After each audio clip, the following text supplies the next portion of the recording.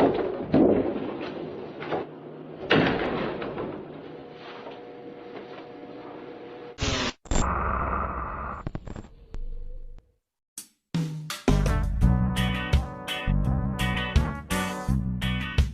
cek-cek. Halo penghuni bumi semua. Orang-orang sukses yang hobinya rebahan, jumpa lagi nih. Dan kali ini kita akan ngebahas alur film ya guys. Film ini mengisahkan tentang Ji-young yang numpang hidup di rumah orang tua sang suami. Setiap harinya kesabaran Ji-young terus saja diuji oleh sikap temperamen tinggi suaminya yang bernama Yeon-soo. Apalagi sejak kepindahan adik iparnya ke rumah itu yang membuat Yeon-soo makin uring-uringan. Kehadiran adik iparnya yang bernama Min-ho ternyata memberikan pengaruh sebaliknya pada Ji-young. Dari pria muda itu, Ji-young mendapat perhatian berlebih yang jarang diberikan oleh suaminya. Diam-diam, Min-ho pun menaruh hati pada kakak iparnya yang aduhai itu. Nah, gimana nih filmnya? Sepertinya seru kan guys? Tanpa perlu panjang lebar lagi, skuy, kita lanjut dalam ceritanya.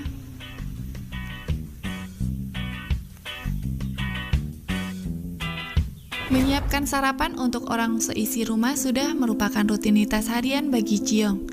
Di mana Ji-young sedang menikmati sarapan bersama suami dan kedua mertuanya. Suami Ji-young yang bernama Yeon-soo mendadak hilang selera makan karena ayahnya memberi kabar kalau Min-ho akan tinggal sementara waktu di rumah itu.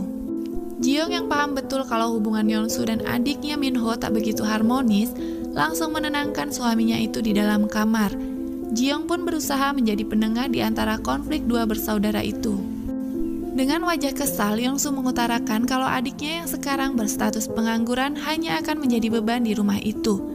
Namun, untuk menetralisir emosi sang suami, Ji-young pun mengingatkan kalau malam itu adalah jadwal mereka untuk memprogram buah hati. Ajakan istrinya itu tanpa pikir panjang langsung di-ACC oleh Yeon-soo. Dari ritual nikmat yang mereka lakukan, terlihat jelas keegoisan Yeon-soo yang selalu ingin dilayani oleh sang istri. Dia sama sekali tak menghiraukan kondisi Ji-young yang masih belum mencapai titik kepuasan.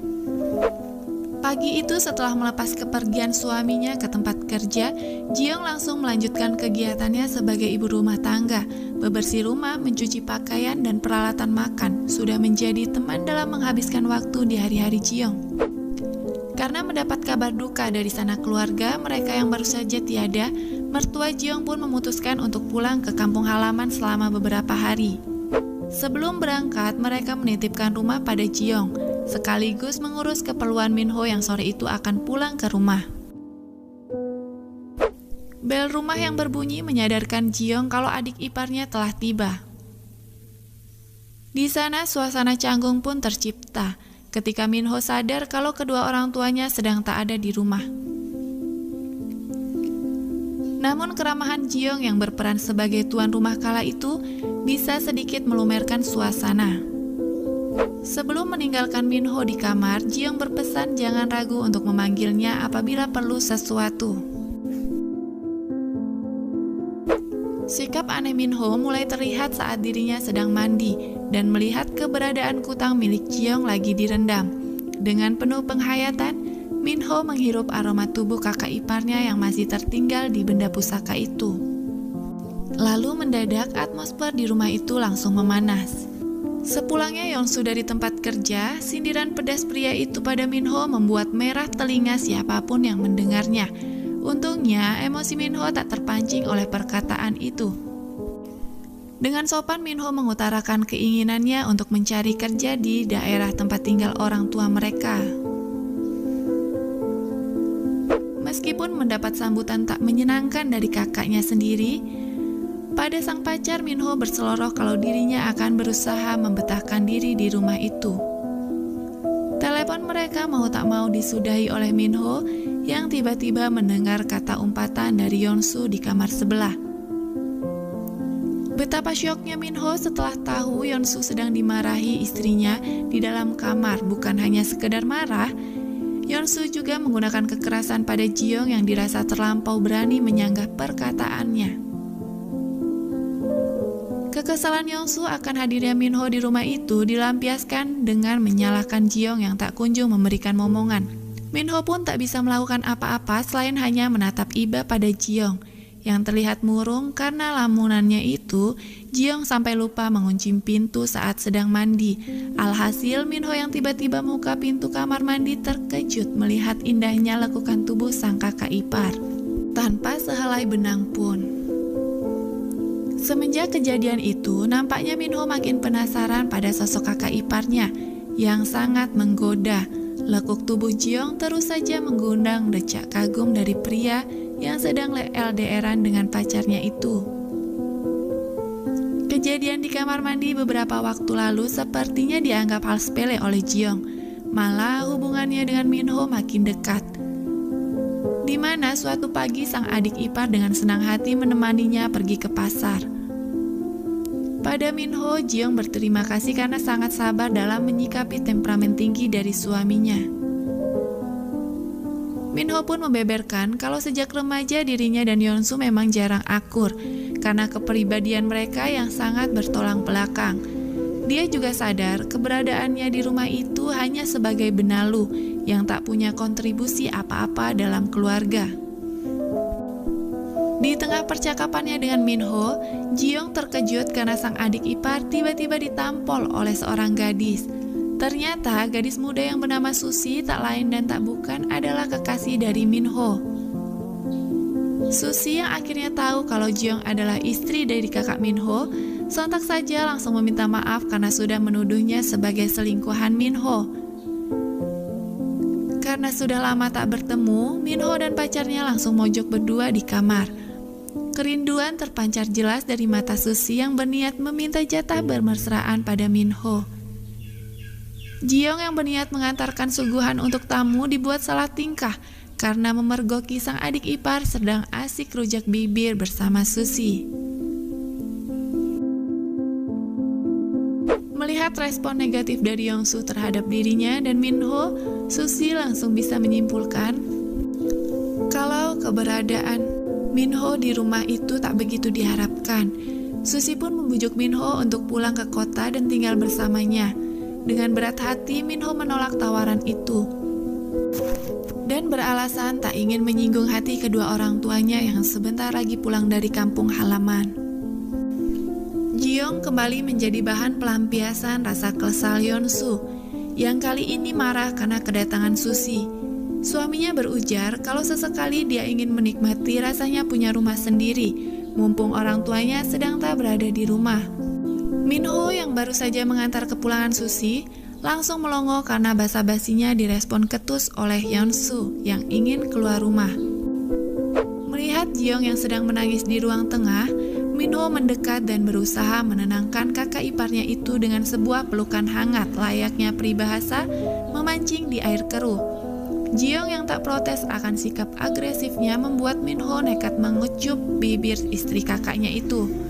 Meskipun sempat terbuai, Jiong yang sadar kalau perbuatannya itu salah, langsung menjauh dari Minho. Penolakan dari Jiong tak membuat goyah tekad Minho untuk terus mepet sang kakak ipar. Tanpa mengetuk pintu terlebih dahulu, Minho langsung menyelonong masuk ke dalam kamar Jiong.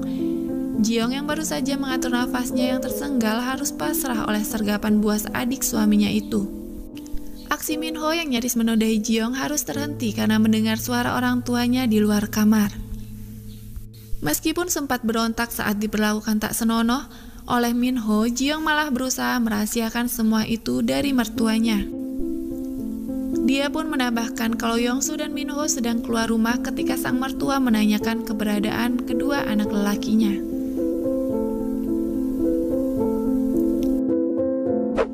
Pagi itu sebelum berangkat ke sebuah wawancara kerja, Minho memberikan secari kertas pada Jiong. Saat sedang sendirian, Jiong membaca pesan tersebut yang berisi permintaan maaf atas perilaku lancangnya kemarin malam.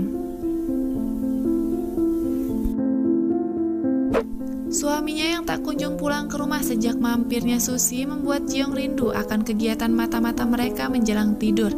Hasrat itu pula yang akhirnya menjadi alasan kenapa Jiong tak lagi berontak saat Minho menariknya ke kamar mandi. Di dalam sana mereka mencurahkan semua hasrat terpendam yang tak bisa disalurkan pada pasangan masing-masing. Kejadian barusan menjadi awal perselingkuhan Minho dan Jiong di rumah itu, bagaikan candu yang terus saja memaksa untuk dipenuhi. Mereka ketagihan melakukan ritual nikmat setiap ada kesempatan. Konflik yang terjadi pada Yeonsu dan Minho pun akhirnya tercium oleh kedua orang tuanya. Dengan mengajak Minho dan Jiyoung untuk berunding, pasangan suami istri yang sudah berusia senja itu berusaha mencari sebuah solusi. Keputusan mereka untuk pindah ke kota bersama Minho dan menitipkan rumah itu kepada Yeonsu dan Jiyoung menjadi cara untuk menghindari perselisihan. Atas bujukan sang istri, akhirnya Yeonsu bersedia pulang ke rumah. Mendengar rencana orang tua yang akan pindah ke kota bersama Minho, Yeonsu pun jadi tak enak hati. Jiyoung menyarankan pada Yeonsu untuk berbaikan dengan Minho sebelum adiknya itu pergi. Minum-minum pun dijadikan Yeonsu sebagai kesempatan untuk meminta maaf pada Minho. Dengan berlapang dada, adiknya itu terlihat tulus memberikan maaf. Bahkan dia sendiri tak sungkan meminta maaf kalau ada kesalahan. Yeonsu beralasan kalau dirinya stres karena tak kunjung memiliki buah hati, padahal telah lama menikah. Banyak minum, Yeonsu pun tertidur pulas di sofa. Ironisnya, Minho dan Jiyoung yang masih terjaga nekat mantap-mantap di samping pria itu. Memang ada kalanya dalam diri manusia muncul naluri untuk memacu adrenalin. Pagi itu dengan raut wajah sedih, Jiyoung melepas kepergian Minho ke kota. Hubungan Minho dan Yeonsu kini telah akur, membuat mereka ngobrol lepas lumrahnya kakak beradik. Minho langsung berasumsi kalau Jiyoung sedang hamil ketika melihat kakak iparnya yang tiba-tiba merasa mual dan ingin muntah. Tentu saja pertanda itu membuat Yeonsu kegirangan dan segera mengajak Jiyoung ke dokter.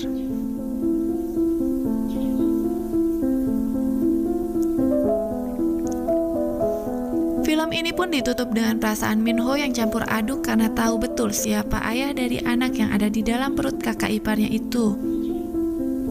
Meskipun berlabel dewasa, paling gak kita bisa sedikit mengambil pelajaran dari film ini, di mana kebahagiaan dan keharmonisan rumah tangga tidak semata-mata ditentukan oleh ada atau tidaknya keturunan.